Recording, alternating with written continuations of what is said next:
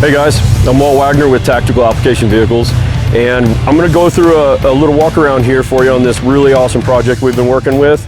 I'll go over some of the project sponsors that we've been working with and show you how we put this together and why.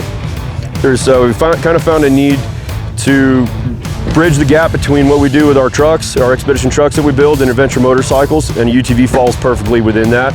So the premise behind this car here, Can-Am sent us this car, so 2021 Can-Am X3, 72-inch wide machine, and we're just going to go front to back, nice and easy, and kind of just show you what we did and why we did it. Starting up front, KC's been an awesome player in this build. We've got kind of lights hidden all over the place, and we'll kind of go over that with you. Got the new Flex Era 4s up front, and we can put an amber cover on that for if you're in snow or dust and things like that. TMW winch bumper. We're running the same bumper on our car as well, and we've been loving it. The Can-Am, the BRP products winch is in this, and we're running a Factor 55 Ultra hook on that for recovery. Kind of moving back just a little bit, you can see the multicam wrap. Multicam Patterns is a project sponsor in this with us. We've been doing a lot of work with them. This is a military themed expedition build that we wanted to kind of get out, and it's wrapped by Revive Wraps here in Albuquerque, where we're from. So Mike did a killer job on this entire machine, and we wanted to kind of keep the military theme going with that. There's a lot going on under the skin that you don't see. The S3 Power Sports sent us a lot of really good kit for this thing. Upper and lower control arms, shock tower gusset, which is also a support bracket that goes from the top of the shocks all the way down into the chassis. So it ties all that stuff in. Their bulkhead kit, everything is up inside here, really holding it together strong in the front end of these cars. Kind of moving back just a little bit. There's a lot of the BRP parts that I really love, and we went with a full glass windshield on this with a windshield wiper and a washer, because it is an expedition build. So where we are, you can go state to state on dirt and a little bit of pavement, but you will see all kinds of elements as well with the weather, rain, snow, wind, things like that. So when you're on a long trip like that, this will have the upper doors, the soft upper doors on it, and you can completely enclose a cab. So if it's 12 degrees outside, you can still run through the snow and have the whole cab kind of closed off. Kind of act more like a car than a UTV. So it's going to be a nice touch for a newer car like this. Kind of moving back just a little bit further, we were able to incorporate the factory cage. We wanted to keep the factory cage, so we had the height and the dimensions of the cage, so the BRP components would work. Like the doors, this is a BRP part. I love these doors. They have the door handle on the outside. You got the factory fender flares that just kind of extend out just a little bit, just enough to kind of keep debris off your windows and off your mirrors and things like that, to a certain amount. But the tough part about that is getting other aftermarket companies like the DMX roof that we put on here to work well over the windshield. These aren't designed to work together, so we have to do some things, not too crazy, but we have to do some custom things to kind of make all this stuff kind of fit right and correct. So we kind of made some of our own little brackets on the inside of this to make everything fit tidy, but we did need a very flat roof. Because the Front Runner Outfitters roof rack that we're working is a rack that we use on our trucks. This is another partner that supplied the roof rack here, because we wanted to show that we could take the stuff we're using on our Toyota pickup trucks and SUVs and stuff, and we can actually duplicate this entire project without it being too much of a one-off build. So with that, you've got basically an endless supply of Front Runner brand accessories that go with this, but we can incorporate fairly simply other companies. Like the Pro 6 light bar up here is a universal light bar, and we're using it on a rack that obviously they weren't designed to work together, so we did have to hand make a set of brackets for the end of the light bar. We Cerakote a lot of our small parts because it's a very small or a real thin coating, very durable, very thin coating, but small parts like that we can hand make and get them Cerakoted and installed. And this is literally made to work. You put 3 different components together that were never really thought to be used together. On the driver's side, what I'm standing under right now is a James Baroud awning. These are handmade awnings out of Portugal, and this actually folds up to 4 inches by 4 inches, so you kind of forget that it's even there. But here we've been out in Mormon Lake here in Arizona, and the sun's been out, but I'm 5'7", and I'm just touching it right here where it's mounted to the rack, but you can bring it up higher on the ends, and that's adjustable. There's also a wall kit that goes on here and goes to the ground on all 3 corners. So this could be your living structure if you are out on a trip. Very easy to set up and take down. We've been in heavy winds this whole weekend, so this thing has been holding solid, no issues whatsoever. And if you're, you know, a lot of these other overland builds, you know, you'll see rooftop tents, which are great, but there's a time and place I think you should have a rooftop tent. Keeping the roof load down on these long travel machines is really nice at speed, and if you're off camber and you're crawling slow. So we wanted to be able to have basically our living structure on the ground. We can stand up, we can have a full-size camp table, which is actually on the other side, and I'll show you that.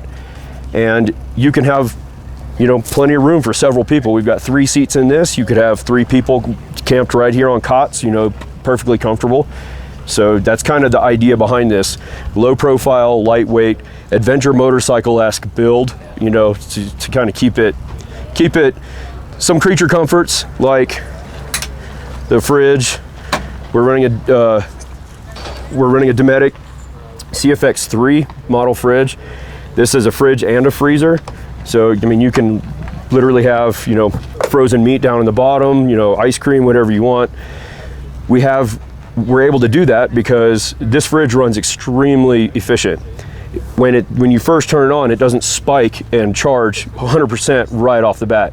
It takes its time to get up there, but that's what makes it so efficient. It doesn't spike when it turns on. It only runs as it needs to. It knows how much input it needs to keep it cool. But we're also running solar here, so you could be out somewhere for a week, plug this right into the battery, leave it out in the sun, and never have to start your car, even though this thing is running dual batteries. We leave the starting battery to do nothing but start the vehicle. The secondary battery runs all of the auxiliary stuff. So it's the same concept for what we do in our trucks. We're doing that right here with the UTVs as well. So we've got a Tusk rear seat delete for this one side, for the driver's side, and we made a small little subframe that fits under here to allow the fridge to be anchored with this strap. So you can remove the fridge very easily, but it makes the fridge sit nice and level, and it doesn't vibrate or move around or anything. Kind of moving on back a little bit more, we've got the Assault Industries fire extinguisher mount that pretty much any occupant in the vehicle can grab. We want everything to be accessible, especially with emergency equipment. It's right behind the driver's head, can reach up with your left hand, pull the pin, grab the fire extinguisher and use it, even if you're belted into the car. KC lights that you can see up here, believe it or not, you have a great deal of light throw with this little light underneath. And if you have it shining to where it can hit this aluminized fabric up here, it's a nice displaced light out here, you know, in your camp area. But these things are pretty bright. It's better for like negotiating a campsite at night, to where you can see off to your sides. You can move it and aim it wherever you want. We leave it just loose enough to be able to do that. For this suspension, like I was saying before, S3 Power Sports, these trailing arms they look like they come off of a trophy truck. They're amazingly strong. They are definitely race proven. They've won King of the Hammers with this stuff, several other races with this stuff. And the idea behind this, not that you're racing a car like this, we want to be able to build in strength. Just like with our trucks, we look at vital components and we want to make that as strong as possible. We don't want to have to think about something like that coming loose, and that's a catastrophic failure in the field if you're by yourself somewhere and you have something like that go down. The billet radius arms, also from S3, ZRPs provided the plate with the actual receiver, the radius arm plate, and the dog bone brackets back in here that actually are sandwiched between your heims and the back of the car. So this right here provides a tremendous amount of support in between these on this rear bulkhead here. So all of this double shearing, all of these links is incredibly strong for side loads, for anything. If the car's really not that heavy, but when you put it in motion and you side load it hard, this stuff, you want it to hold together. So it's got a standard 2-inch receiver hitch on there. You can put a bike rack, a flat tray for firewood, anything like that. it's really kind of a versatile setup. In the back, we're running the KC tail light, so that you've got an amber chase light, you've got brake lights and turn signals within this, and a white backup light. This thing's great, super bright. You can see it forever away. TMW's tray back here, you can run any number of things in the tray, cooler, whatever you want. This is really good for just like recovery gear, so stuff you want to get to fairly quick. And right now, just for kind of this show, Assault Industries, we're running the Assault Industries adventure rack for the spare tire carrier. This thing is really nice to have, but it gives you enough room in here to stack tools or whatever. Front Runner sent us the expander chairs. There's 2 chairs in this bag. They're normal table height, so the table that comes out the other side, you can sit right at it at normal table height. And we carry 3 chairs in this. We have 2 in the bags and we have 1 separate chair, and we're using the Front Runner Stratchets. These things are great. They're like a little bungee. They have just enough tension on them, so you can just kind of pull it snug with this, and you can roll up the bitter end of your strap, make it to where nothing's flapping around. This would actually just be tucked away, but these you can get. These are the shorties, the short ones, the silver ones. You got black ones that are much longer, so you can tie down a cooler, things like that with it. Those suckers are great. They're really nice. Wheels and tires that we're using, Wheel Pro sent these out to us, and the KMC wheel is like trying to keep the red accents going with the car, and then blending the titanium color with some of the other colorways in the car, but it blends well with the multicam. And we're running a 34-inch tire on this. This is an EFX tire, and it's got a really road-friendly tread pattern on it. It's not like a dedicated rock crawling tire or anything else. It's just a really good road-friendly, very versatile tire and we want something that's gonna have a real strong sidewall to it and a good tread pattern that's not a directional tread pattern. We wanna be able to take this and say, put it on the front if we had to, and swap them around. In this bag, it's kind of like a dry bag. It's a roll top style bag. We've got 2 plastic boxes called the Cub Packs from Front Runner. You can keep recovery gear in there, cooking, galley equipment, anything for camp, for cooking, anything you want. Clothes. It's going to stay dry and protected here. Nothing's going to rattle. We're using the longer Stratchets on top. You can kind of see how we just crisscross those over. That stuff, and you can kind of situate it any way you want to on the roof. For another recovery piece, I think it's overlooked. There's a lot of different ways of doing it. We run the Demos shovels. These are really, really lightweight shovels. They're great. This little bracket, this is the Delta shovel.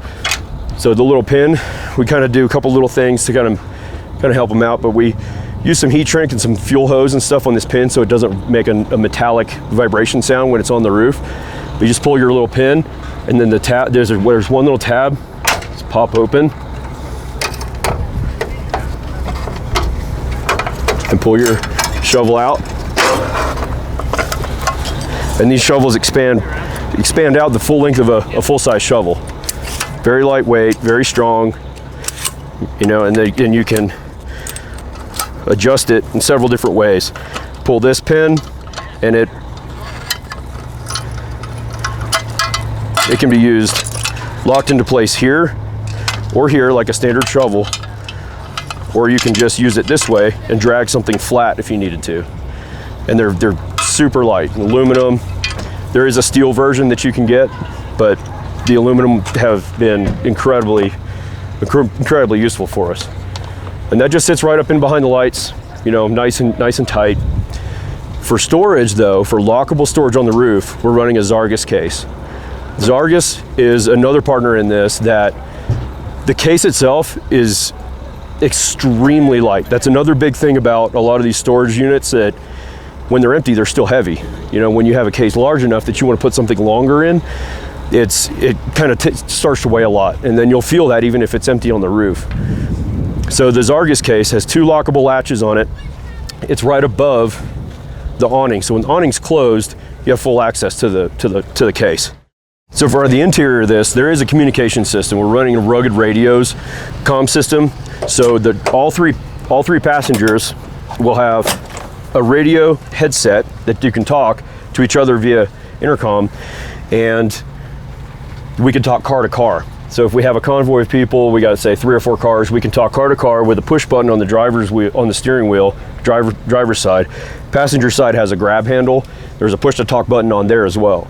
So both driver and passenger can talk to whoever else in any of the other cars, but there is a sound-powered intercom within the vehicle itself. So all 3 occupants can talk to each other with the headsets on. You can do that with helmets as well. So if you have a helmet, if there's helmet laws or something like that, you can all 3 passengers can wear helmets, have comms, and all the same capabilities with that. And the BRP part that we really do like as well is the rear view mirror, which is the backup camera. So it's always powered on, where it's always got power to it, so you can be driving straight and still glance down and see what's behind you. Powering all of the electronics on this car is the S-Pod. 4x4 S-Pod sent us the switch panel, and it's placed right by the shifter, right in front of the shifter. So it's easy to get to, and it's a touch pad, so it has a physical switch. So you don't have to take your eyes off the direction you're driving. You can actually reach down and feel which light or which component is on the switch, you know where it is. That's another thing. There is a touch screen that is really nice to have, but if you want to keep your eyes on the road, you can just reach down and find that physical switch and hit that.